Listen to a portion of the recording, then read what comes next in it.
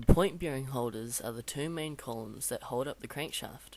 I made these out of 12mm brass rod, machined and drilled using a lathe. For connecting the brass columns to the top aluminium plate, I drilled a 4mm hole in the top plate so the base of the column could fit in it.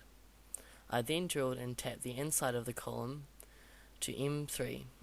An M3 screw was used to secure the column to the top plate. This way I could adjust the angle of the point bearing easily. And for the point bearing, I drilled and tapped to M4 so the point bearing could screw in.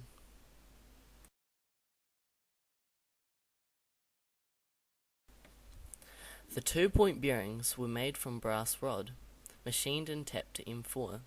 A countersunk drill piece was then used to make the countersink which the points sit in. An M4 nut is then used to secure the point bearings in the point bearing holder. These point bearings are used to keep the friction very small, and they work very effectively. The flywheel is made from 2 plastic CDs. A kernel is machined from 40mm aluminium rod. This kernel is used to secure this flywheel to the crankshaft. A small grub screw is used to secure the kernel to the main crankshaft.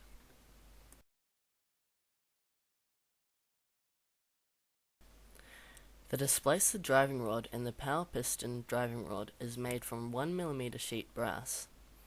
I cut out the shape of the rod using bench shears and filed them down to a nice finish. Holes were drilled in either end so that they could then be connected to the crankshafts.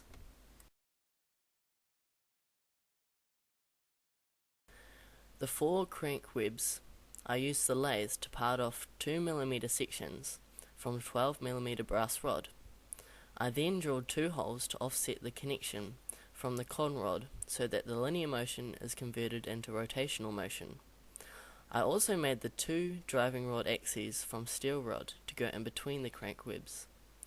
These crank webs are part of the main crankshaft assembly.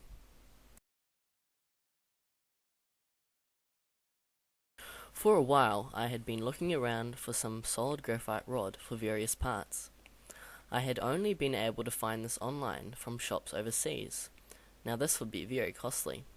So I noticed in chemistry one day that there were carbon electrodes that were used for electrolysis. These would be perfect. So I got a couple of electrodes and started machining the bearings. It was very fragile to machine as the carbon wasn't very dense.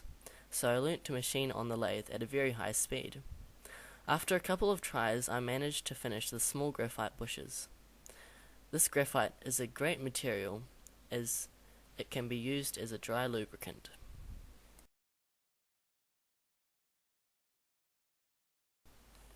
The displacer glide bearing is one of the more critical parts, as it must be very low in friction and provide an airtight seal. I initially tried using the graphite rod, but found the carbon impregnated nylon worked much better. I could machine this on the lathe and thread the end to thread into the top plate.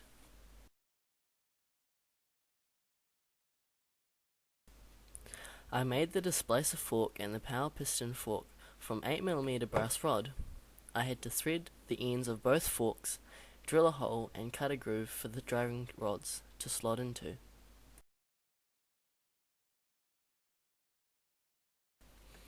For the displacer cylinder, I got a plastic container with a 100mm diameter and 2mm thick walls. I carefully secured the plastic container in the chuck lathe, and using a hacksaw, I cut a 20mm length from it. I then used the lathe to make the rims nicely flat, but the plastic would often get caught on the cutting tool and crack it. So this took quite a few times to get right. I'm using a plastic cylinder from a plastic container because the plastic is a good insulator. Therefore, minimal heat will be transferred from the bottom plate to the top plate. Also, this is a very cheap and easy solution.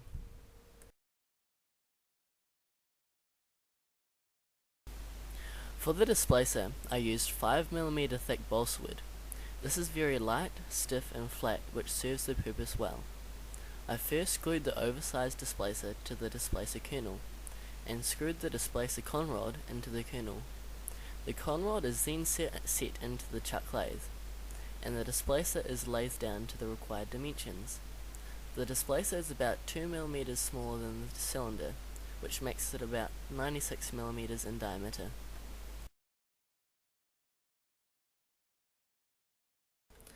The top and bottom aluminium plates was probably the most consuming job, as I had to machine the plates down from 5 mm aluminium sheet. I first drew a circle on the plates and used a hacksaw to get them roughly to shape. A rasp was then used to take off any uneven parts. To turn this on a lathe, I drilled a hole through the center of the aluminium and put a bolt through the hole, clamping it tightly with nuts. I put the bolt in the lathe and the aluminium plate hard up against the chuck to ensure it was square. To make it perfectly circular, I slowly and carefully turned it down to a 110 diameter circle, using the lathe, making very small cuts at a time so the plate wouldn't slip on the bolt. Once circular, I could use another set of chuck teeth to clamp the outside of the plate, and then turn the inside of the plate to the right dimensions. Aluminium was used because it is cheap and easy to turn, and it is a fairly good heat conductor.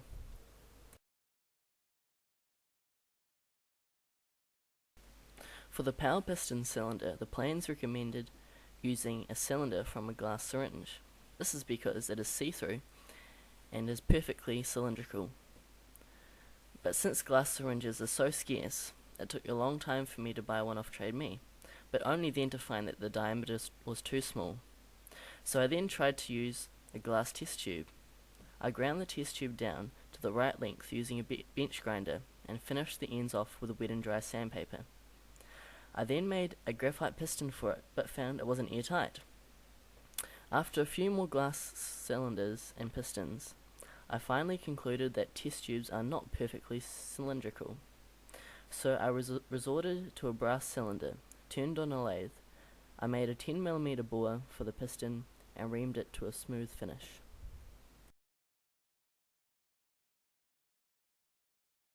For the power piston, I first tried making one out of aluminium, but this needed constant oiling, which got very messy.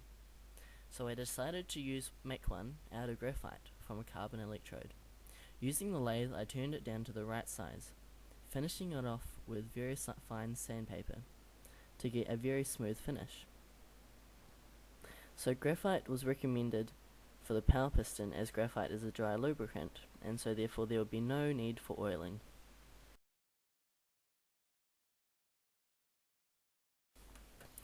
The main crankshaft assembly combines the 2 rods, 2 graphite bushes, the 4 crank webs, and the crankshaft. I cut the 2.5 mm crankshaft to length and fitted the pieces together. I made it so most of the joins were press fit, but I soldered the loose fits together. I also had to make sure the 2 rods were 90 degrees out of phase. This is so that the engine would perform correctly.